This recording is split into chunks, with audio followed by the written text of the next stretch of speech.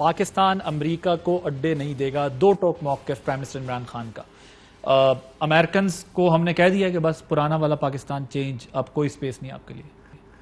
میرا خیال ہے کہ اس پہ کافی لمبی ڈسکشن کافی عرصے سے چل رہی تھی.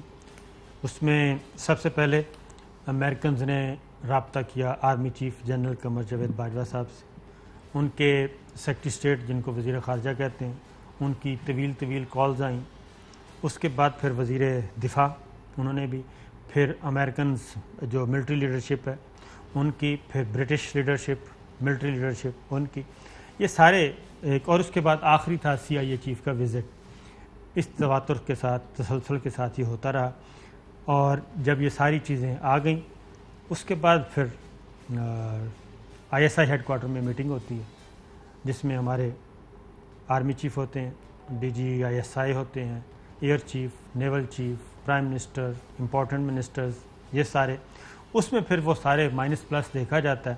اور مائنس پلس دیکھنے کے بعد جو آخری اب تک کی اطلاع ہے، وزیر اعظم عمران خان اور ہماری گورنمنٹ لیڈرشپ پولیٹیکل ملٹری دونوں، وہ فیصلہ ایک ہی ہے کہ ہم ایئر بیس فوجی اڈے نہیں دے سکتے. Equals to we will not give you air base. جی ہاں، ایئر بیس. پھر اس کے بعد اگلا تھا کہ ہمیں یہ ڈرون اٹیک کی بھی، ڈرون حملے کرنے کے لیے دے دیں. اس پہ بھی ہماری جو پاکستان نہیں مانا کیونکہ وہ واپس نہیں جانا چاہتے. 9/11 سے جو سلسلہ سٹارٹ ہوا تھا اور بڑی مشکل سے ہم نے ایئر بیس واپس لیا. اور اس کی ریزن آپ کو معلوم ہے کہ امریکہ نے ہمارے ساتھ بھی کوئی اتنا اچھا تو نہیں کیا.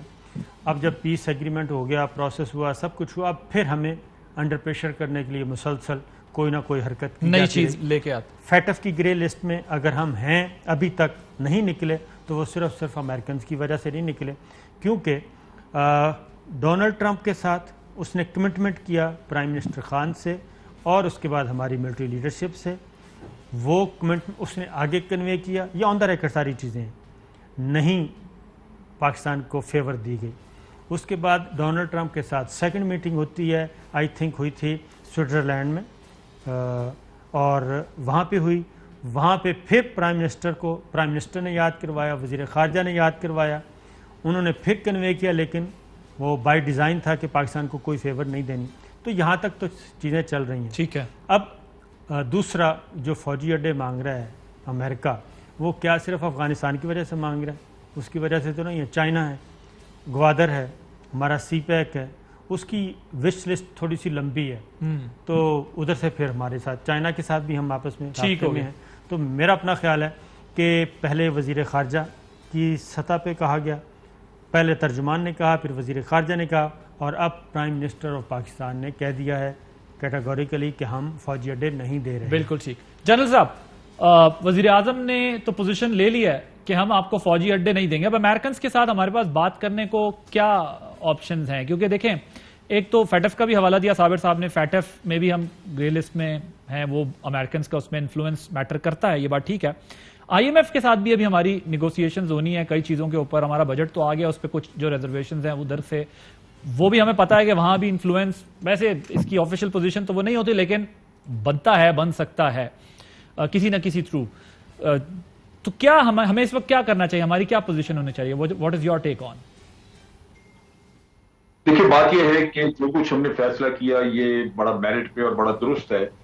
اور اس کی وجہ یہ ہے کہ امریکہ نے پہلے کون سا ہمیں وہ جن چیزوں کا ہم بات کر رہے ہیں، فیڈف یا IMF، ان میں ہمیں کوئی فیسیلیٹیٹ تو نہیں کیا انہوں نے، ہم پھنسے پڑے ہیں اسی طرح.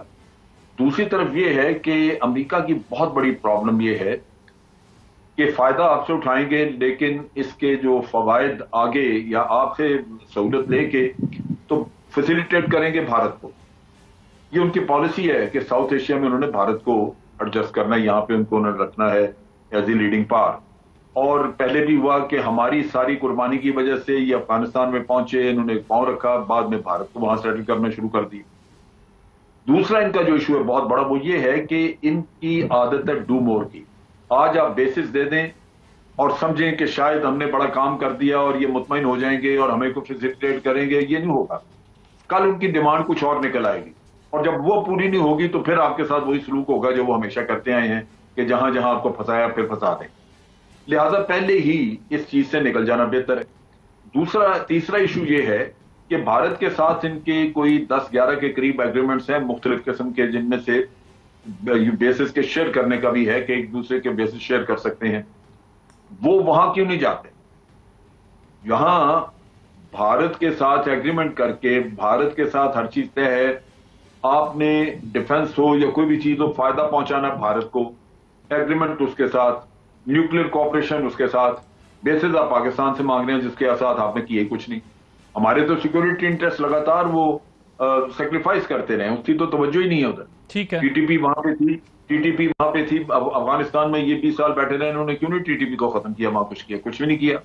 اور پھر ان کے ناک کے نیچے بھارت یہاں پہ سارا ٹیررزم کراتا رہا. انہوں نے ایک دفعہ بھارت کو منع نہیں کیا کہ یہ نہ کرے.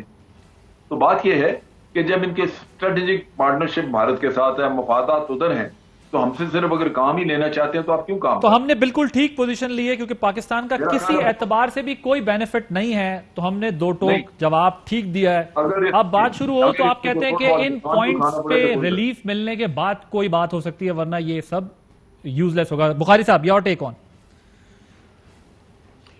دیکھیے, پہلی بات تو یہ ہے کہ میں لارجلی دونوں ہی ساتھیوں کی گفتگو جو ہے اس کے ساتھ اتفاق کرتا ہوں, لیکن 2-4 باتیں کرنا بہت ضروری ہیں. پہلی بات تو یہ ہے کہ امریکہ جو مطالبہ کر رہا ہے وہ 2002 کا ایگریمنٹ ہے, جس کے تحت ہم it was binding on Pakistan کہ ہم ان کو فیسیلیٹیشنز دیتے رہیں. بیسز کی بات تو بہت بعد میں ہوئی, اور صابر شاکر صاحب نے بالکل ٹھیک کہا, جس طرح ہم نے جیکب آباد کی ایئر بیس ان سے خالی کرائی ہے by sending the troops there and giving them the ultimatum, وہ ہمارے سامنے ہے وہ سب کچھ.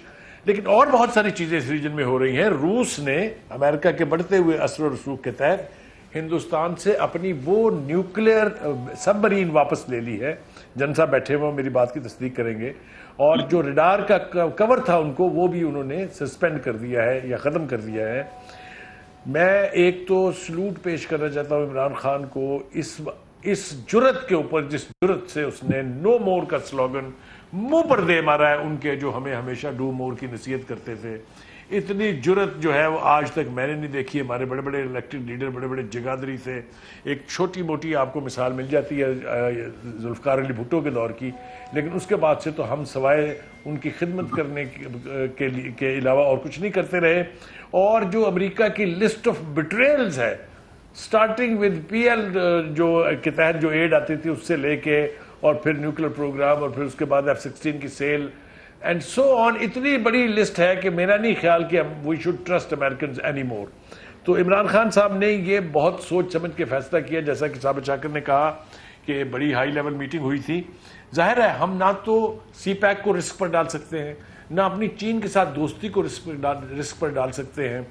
یہ بات بھی بالکل صحیح ہے کہ وہ یہاں پر افغانستان میں اب اپنے مفادات کے لیے نہیں آ رہا, وہ صرف چائنا کے ساتھ یعنی ایک ایسا کھینچنا چاہتا ہے کہ چائنا جو ہے ایبسلوٹلی. دوسری بات یہ ہے کہ میں ذمہ داری سے یہ کہہ رہا ہوں کہ اب امریکنز بھی یہ سوچتے ہیں کہ افغانستان میں ان کے لیے کچھ زیادہ نہیں ہے, اور جتنا کچھ باقی ان کا انٹرسٹ ہے اس کو دیکھنے کے لیے ان کے جو ویسٹرن ایلائز ہیں وہ بڑی بھاری مقدار میں وہاں موجود ہیں. سو دس از اونلی فار چائنا, اور ہمیں مجبور کیا جا رہا ہے امریکن کی طرف سے. میرے خیال سے آج کا یہ جو سٹیٹمنٹ ہم دیکھ رہے ہیں, جو ایک انٹرویو کے اندر عمران خان صاحب نے کہا, absolutely no question of giving them any basis. I hope the next statement should come that we are not bound by the agreement of 2002. No more facilitation. ویسے کہا عمران خان صاحب نے یہی ہے, اس میں میسج یہ چھپا ہوا ہے کہ no more facilitation. کوئی ایکٹ آپ کو ایسا نہیں کرنے دیں گے جو آپ یہاں سے لانچ کریں افغانستان کے خلاف.